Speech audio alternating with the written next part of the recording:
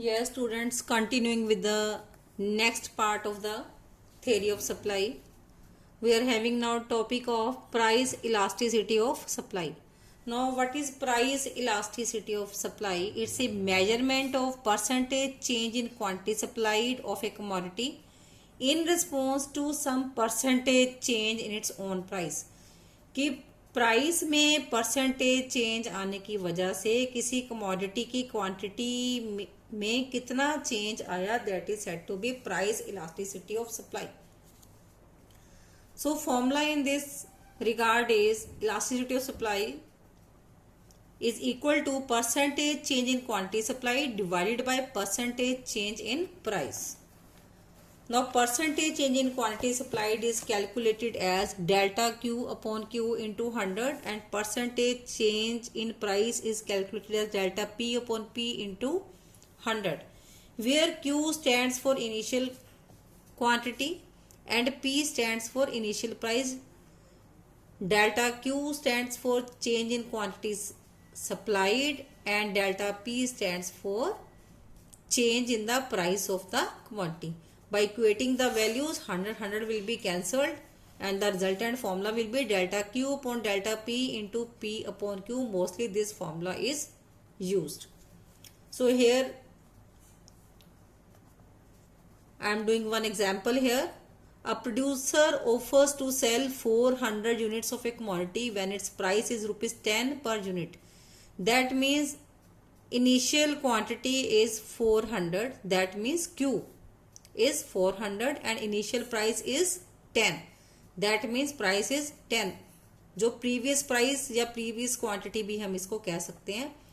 Then while only 200 units are offered, that means change in quantity. Delta Q is 200 if the price reduces to rupees 5 per unit. That means delta P price reduces, अब price reduce होके 5 हो गया. That means change in price is 5. Now find elasticity of supply. Elasticity of supply का formula क्या है? Delta Q upon delta P into P upon Q. तो सारी values हमें फॉर्मूले में गिवन है, हमने एज इट इज इसमें सब्स्टिट्यूट कर दी and we are arriving at this value. That means elasticity of supply is equal to 1. Now we will discuss about the shape of supply curve and elasticity of supply.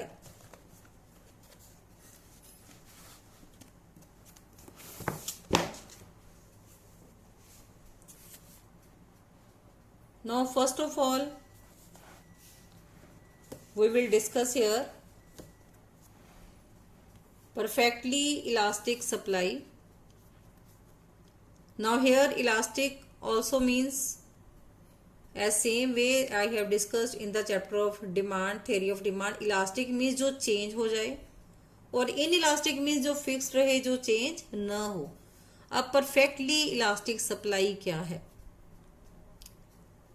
कि जब producer market में infinite supply देने को तैयार है at particular price,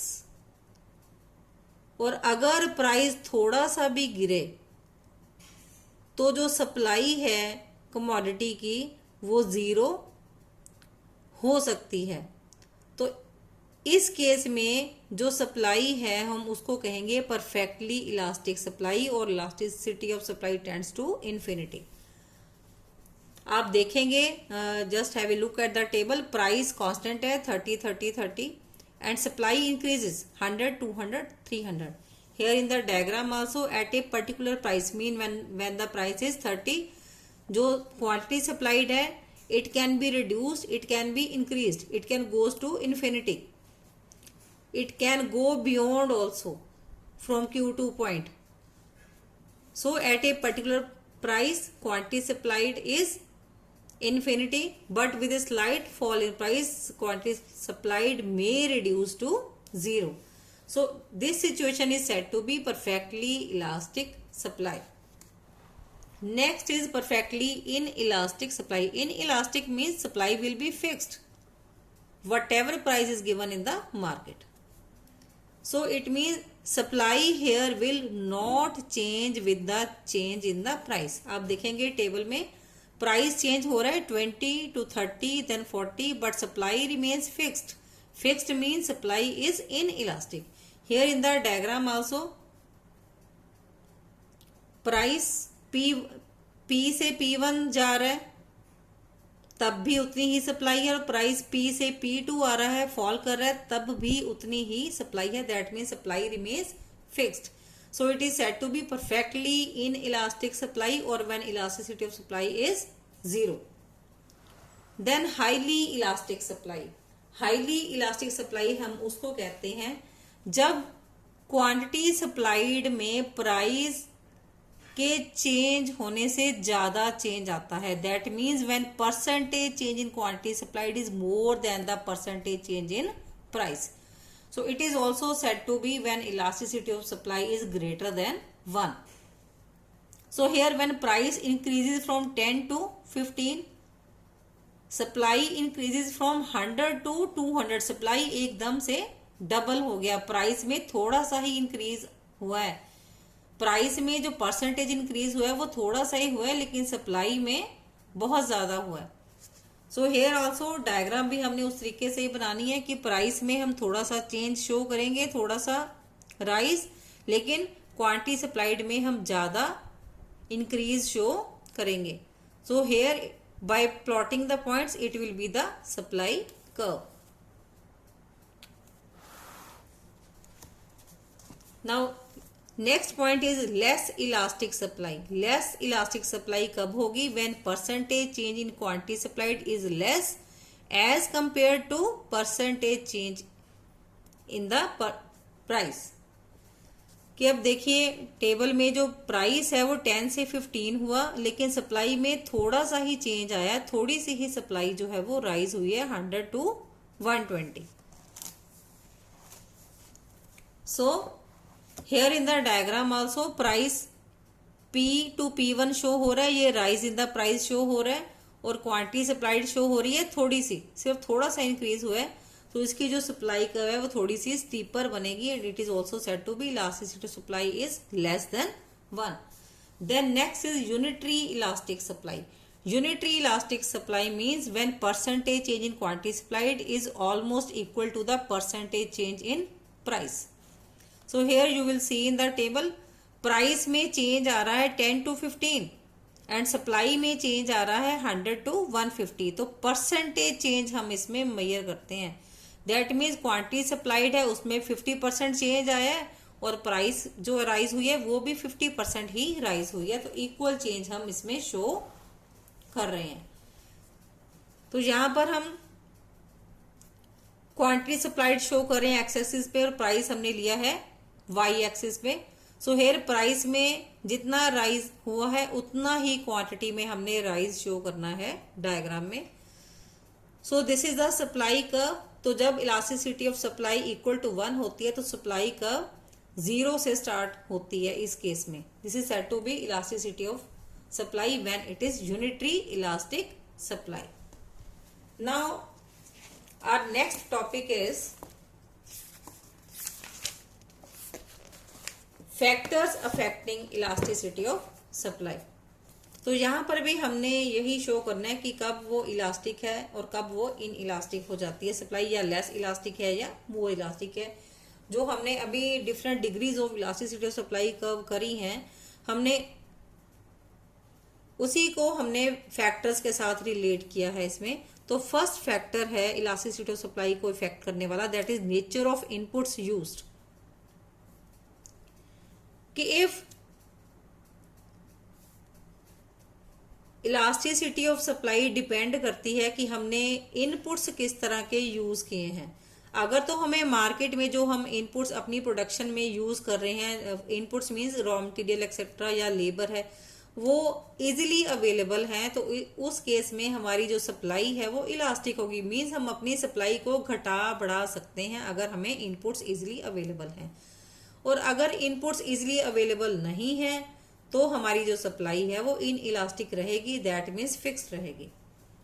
then अगर हमारी जो सप्लाई है, next factor is natural constraints. अगर हमारी जो सप्लाई है उसको नेचुरल फैक्टर्स इफेक्ट करते हैं. सो इफ अगर कोई टीक वुड की प्रोडक्शन को इंक्रीज करना चाहता है, बट जो टीक वुड की प्रोडक्शन है it is affected by the natural factors, तो it will take number of years to increase its plantation, क्योंकि वुड को इंक्रीज होने में नंबर ऑफ ईयर्स लगेंगे, पेड़ बनने में नंबर ऑफ ईयर्स लगेंगे। तो इसलिए जो इसकी जो सप्लाई है प्रोड्यूसर एकदम से मार्केट में नहीं दे पाएगा, supply will be less elastic, it will be less than 1। Next factor is risk taking. अगर प्रोड्यूसर ज्यादा रिस्क लेके प्रोडक्शन कर सकता है मार्केट में, तो इस केस में क्या होगा, हायर द आउटपुट, अगर वो अपनी प्रोडक्शन को बढ़ा सकता है तो वो मार्केट में ज्यादा सप्लाई दे सकता है, तो इस केस में उसकी जो इलास्टिसिटी ऑफ सप्लाई है it will be more than 1। और अगर ऑपोजिटली अगर एंटरप्रेन्योर या प्रोड्यूसर रिस्क नहीं ले सकता, इट मीन्स वो प्रोडक्शन भी कम देगा मार्केट में, सप्लाई भी कम देगा, तो उस केस में जो सप्लाई है वो इन इलास्टिक हो जाएगी। That mean supply he will not be able to raise the supply in the market. Then nature of the commodity. अगर कोई प्रोड्यूसर पेरिशेबल गुड्स में डील करता है तो पेरिशेबल गुड्स की लाइफ जो है वो ज्यादा नहीं होती as compare to durable goods, तो ऐसी गुड्स की जो इलास्टिसिटी ऑफ सप्लाई है वो लेस इलास्टिक होती है, that means it will be less than 1। Then cost of production is also a major factor affecting the elasticity of supply. अब supply उस केस में लेस इलास्टिक होगी जब प्रोड्यूसर को कॉस्ट ऑफ प्रोडक्शन ज्यादा पड़ेगी, दैट मीन्स उसको लागत ज्यादा पड़ेगी जब किसी प्रोडक्ट को बनाने की, तो वो ज्यादा मार्केट में सप्लाई नहीं दे पाएगा कंपैरेटिवली, तो उस केस में जो सप्लाई है वो लेस इलास्टिक होगी। और अगर उसको कॉस्ट ऑफ प्रोडक्शन सस्ती पड़ रही है, कॉस्ट ऑफ प्रोडक्शन उसको कम पड़ रही है, तो वो ज्यादा मार्केट में सप्लाई दे पाएगा, तो elasticity will be more, it will be higher than 1। Then time factor is also the major factor. Longer the time period greater will be the elasticity of supply. अगर प्रोड्यूसर के पास time period बहुत lengthy है अपनी supply को market में देने का, तो उसके पास ज्यादा टाइम पीरियड जिसकी वजह से वो ज्यादा सप्लाई दे सकता है मार्केट में, इस केस में जो elasticity of supply it will be greater than 1 in this case. Then last point is technique of production. अब जो टेक्निक ऑफ प्रोडक्शन है ये भी इलास्टिसिटी ऑफ सप्लाई को इफेक्ट करता है, मेजर फैक्टर है। अगर टेक्नोलॉजी में एकदम से चेंज आ जाता है और प्रोड्यूसर के लिए वो टेक्नोलॉजी बाय करनी एक्सपेंसिव है या कॉम्प्लेक्स है, उसके जो एम्प्लॉयज है उस टेक्नोलॉजी को अडॉप्ट नहीं कर पा रहे हैं, तो ऐसा प्रोड्यूसर जो है वो मार्केट में सप्लाई ज्यादा नहीं दे पाएगा। इस केस में जो सप्लाई है वो लेस इलास्टिक होगी, less elastic means it will be lower than 1। और अगर ऑपोजिटली जो टेक्नोलॉजी नई आई है वो यूज करनी इजी है, ज्यादा महंगी भी नहीं है, तो उस केस में प्रोड्यूसर उस टेक्नोलॉजी को अडॉप्ट करेगा और अपनी प्रोडक्शन लेवल को बढ़ा सकता है, क्योंकि जो उसकी जो कॉस्ट ऑफ प्रोडक्शन है उसको सस्ती पड़ेगी, तो वो अपनी जो सप्लाई है उसको रेज कर सकता है मार्केट में, तो वो ज्यादा सप्लाई दे पाएगा। तो इस केस में जो इलास्टिसिटी ऑफ सप्लाई है that will be higher than 1। So this chapter is also completed today. Thanks for patient listening.